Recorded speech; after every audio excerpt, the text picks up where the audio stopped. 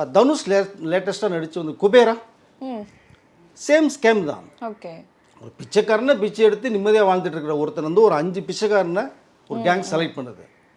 அவனுக்கு code shoot போட்டு விடுது, இங்கிலீஷ் கற்றுக் கொடுத்தது, மொபைல் பேச கற்றுக் கொடுக்குது. அவன் பேரில் வெளிநாட்டில் பல கோடி இன்வெஸ்ட்மெண்ட் பண்ணுறாங்க. அது திரும்பி ரெக்கவர் பண்ணி கொண்டு வர்றாங்க.